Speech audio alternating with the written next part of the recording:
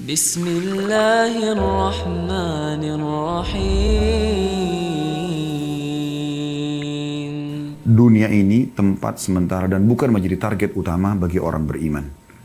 Apapun yang kita miliki di dunia ini akan kita tinggalkan. Sebagaimana kita lahir di muka bumi ini dengan badan telanjang dan dibungkus dengan satu lembar selimut di awal lahir, dan kita menangis pada saat itu. Bahkan dalam pandangan medis, menangisnya bayi awal lahir adalah sebuah tanda sehat, ya. Dan juga pada saat meninggal akan sama. Kita akan menggunakan selembar kain kafan dan juga kita akan ditangisi. Kalau kita lahir kita menangis, maka nanti kita akan ditangisi. Itu sudah menjadi umum dan standar. Yang uniknya banyak orang mengetahui hal ini, tapi mereka coba menutup mata mereka, menutup hati mereka, menutup pikiran mereka, seakan-akan mereka akan hidup selamanya. Saudaraku seiman, seorang mukmin targetnya akhirat, targetnya mati, karena mati itu akan membawa dia kepada kehidupan abadi. Mati sebuah pintu yang akan membawa kepada kehidupan abadi. Itu yang kita harus tanamkan dalam benak kita. Tidak ada perlu yang dikhawatirkan dalam masalah kematian kecuali dalam keadaan satu, yaitu Anda meninggal dalam keadaan bermaksiat kepada Allah SWT. Apakah itu kekufuran, ya? Apakah itu adalah kemaksiatan yang besar yang Anda tidak sempat taubat, maka itu Anda perlu khawatir.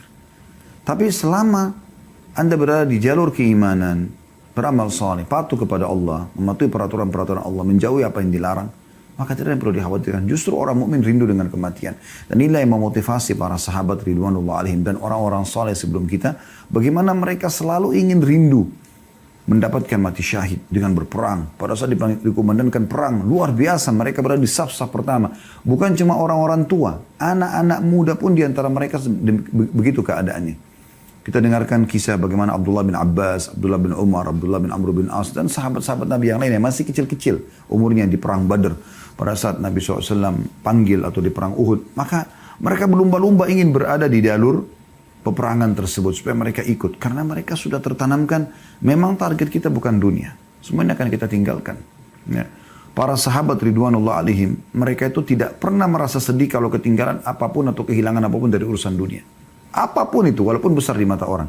Yang mereka sedih justru kalau mereka terlewatkan waktu untuk beribadah, luput dari sholat berjamaah di masjid, luput dari sholat malam, luput dari membaca Al-Quran yang sudah dijadwalkan, luput dari sedekah, luput dari segala macam perbuatan kebaikan ini. Disitulah mereka merasa sedih. Tapi kalau dunia mereka gak pusing. Karena memang kata Nabi SAW, rakaatai al-fajr khairu minad dunya wa ma fiha. 2 rakaat sholat sunnatul fajr lebih baik daripada dunia dan seluruh isinya. 2 rakaat saja yang kita kerjakan cuma 2-3 menit. Setiap subuh Anda bisa dapatkan itu. Tidak ada sesuatu yang menjadi target utama orang beriman, ya, di dunia ini, kecuali hanya dia tunggangi dunia untuk kebutuhan akhiratnya. Apapun yang dia lakukan hubungkan dengan masalah akhirat. Makan, minum, semua itu dikonsumsi karena memang kita memberikan hak tubuh kita sehingga bisa menerima pahala di sisi Allah Subhanahu Wa Taala. Bukan hanya sekedar menghilangkan lapar haus, maka akan jadi mubah kalau itu niatnya. Tapi kalau kita niatkan karena memberikan hak jasad yang Allah sedang amanahkan, dan rasa lapar, rasa haus ini Allah yang munculkan supaya kita memberikan hak tubuh kita, dan kita gunakan agar tubuh kita lebih kuat dalam beribadah kepada Allah SWT, di situ akan nilai pahala. Ya. Begitu juga dengan tidur, awalnya mubah, bisa menjadi sunnah, bisa menjadi ibadah. Kalau Anda niatkan memberikan hak tubuh, Anda mengantuk, Anda letih, berarti tubuh kita sedang butuh istirahat. Anda tangkap sinyal itu, kemudian Anda ya beristirahat. Dan niat istirahat ini untuk menguatkan tubuh agar bisa lebih kuat beribadah kepada Allah Subhanahu Wa Taala. Mandi, bukan hanya sekedar mandi biasa supaya hilang rasa gerahnya, itu mubah, tapi dia bisa menjadi sesuatu yang sunnah, ya, ibadah yang baik kalau Anda mengerjakannya karena ingin memberikan hak tubuh dan juga supaya ya tampil lebih bersih dalam beribadah kepada Allah SWT. Sampai Imam Malik rahimahullah setiap kali mau menyampaikan hadis Nabi SAW, beliau selalu mandi, beliau menggunakan baju yang terbaik, beliau pakai wangi-wangian yang terbaik, gitu kan. Ya, begitu juga Imam Abu Hanifah rahimahullah setiap kali mau tampil mengajar ataupun beliau mau sholat malam, beliau selalu menggunakan pakaian yang terbaik, bukan untuk dipuji oleh orang, tapi karena ingin menggunakannya dalam ibadah kepada Allah Subhanahu Wa Taala, gitu kan? Maka di sini harus bisa diatur bagaimana niatnya. Ya. Jangan pernah teman-teman targetnya dunia, karena akan pendek sekali. Ya. Tapi kalau maksudnya pendek sekali targetnya, ya. Tapi kalau diniatkan untuk akhirat maka akan sangat luar biasa, ya. Akan sangat panjang, ya, sesuatu yang kita lakukan, ya, dalam arti kata dalam hal memasang target, ya, dan mengejar apa yang terbaik yang akan kita raih nanti di akhirat sana. Kita akan buka dengan hadis Aisyah radhiyallahu anha, di mana beliau berkata bahwasanya Rasulullah sallallahu alaihi wasallam bersabda, "Man ahabba liqa Allahi ahabba Allahu liqa'ahu, wa man kariha liqa Allahi kariha Allahu liqa'ahu." Barang siapa yang rindu, suka, ingin berjumpa dengan Allah, ya, maka Allah pun akan rindu berjumpa dengannya. Dan barang siapa yang membenci pertemuan dengan Allah, Allah pun akan membenci pertemuan dengannya. Ya, perhatikan di sini. Kemudian fakultu, ini jawaban nanti, ya. Kalau anda mengatakan apa hubungannya hadis ini dengan bahasan kita, coba perhatikan. Fakultu, kata Aisyah, maka aku berkata, ya Nabi Allah, wahai Nabinya Allah, akarahayatul mauti fakulluna nakrahul maut. فقال ليس كذلك ولكن المؤمن إذا بشر برحمة الله ورضوانه وجنته أحب لقاء الله فأحب الله لقاءه وإن الكافر إذا بشر بعذاب الله وسخطه كره لقاء الله وكره الله لقاءه. Artinya, kata Aisyah radhiyallahu anha, apakah yang dimaksud benci akan kematian, wahai Nabi Allah? Tentu kami semua takut dengan kematian. Nah, di sini yang menjawab tadi apa yang saya jelaskan dalam pembukaan kita, ya. Jadi orang mukmin tidak perlu takut. Aisyah mengatakan kami selama ini masih takut mati, gitu kan. Tapi dengarkan bagaimana setelah Nabi SAW menjelaskan kepada beliau. Kata Nabi SAW, bukan begitu maksudnya. Namun maksud yang benar adalah seorang mukmin jika diberi kabar gembira dengan rahmat, keridhaan serta surganya. Nanti kalau mati itu masuk surga loh. Nanti kan kita terima hasil amal-amal kita loh. Nah, misalnya kita bahasakan begitu. Maka dia pun akan rindu mati. Dia ingin rindu segera bertemu dengan Allah. Karena untuk bertemu dengan Allah kan harus mati dulu. Gak mungkin tidak gitu, ya.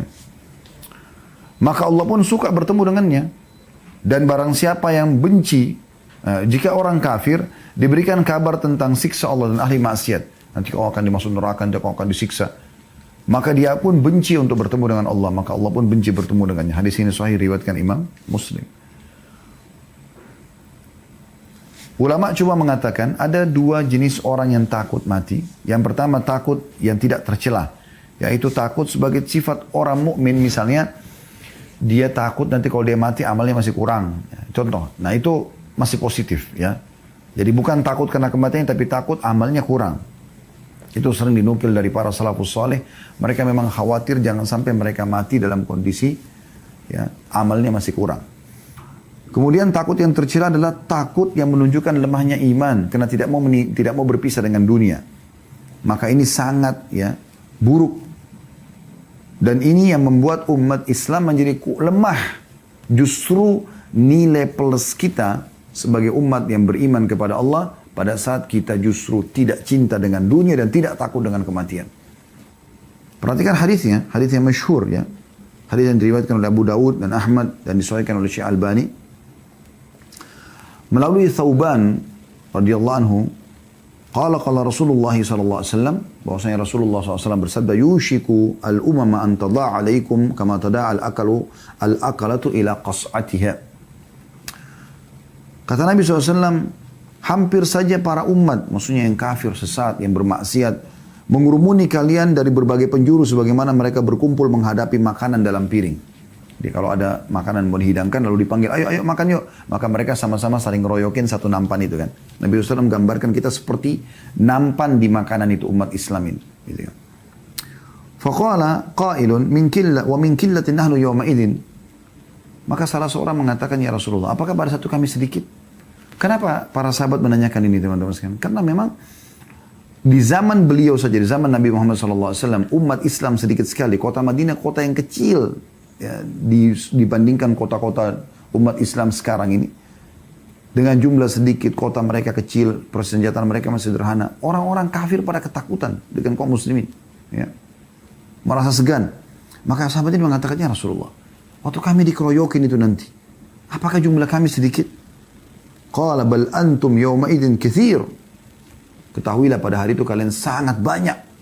Sekarang jumlah kita miliaran umat Islam. Walakinnakum gutha'u ka gutha'is sail. Tapi pada saat itu kalian seperti buih di lautan. Ya. Buih di lautan yang tidak ada, ya, atau sampah yang dibawa oleh air hujan. Jadi kayak bawa arus dan nggak ada nilainya gitu ya. Wala yanzi'anna Allahu min suduri aduwikum al-mahabata minkum. Pada saat itu Allah sudah mencabut rasa segan dari musuh-musuh kalian. Wala yaghzifanna Allahu fi qulubikum al-wahan. Dan pada saat itu disebabkan dalam hati kalian tertanam penyakit wahan. Faqala qailun ya Rasulullah wa mal wahan. Intinya di sini sebenarnya kata seseorang, ya Rasulullah, apa itu wahan yang membuat akhirnya kami lemah, kami bisa dikeroyok oleh musuh, ya. Kata Nabi SAW, qala hubbud dunya wa karahiyatil maut. Ini kuncinya. Cinta dunia, takut berpisah dengan dunia, dan juga benci dengan kematian. Bisa ditangkap ya? Relevansi antara dalil ini dengan apa yang kami sampaikan tadi di pembukaan. Seharusnya seorang mukmin atau setiap mukminah, ya, itu menjadikan target mati itu sebagai target dia. Karena dengan mati, dia akan menjadi orang yang menuju kepada kehidupan abadi. Bertemu dengan Tuhannya, bertemu dengan Rasulullah SAW, melihat hasil amalnya. Yang penting, orang-orang beriman itu sibuk dengan masalah, ya, amal solehnya.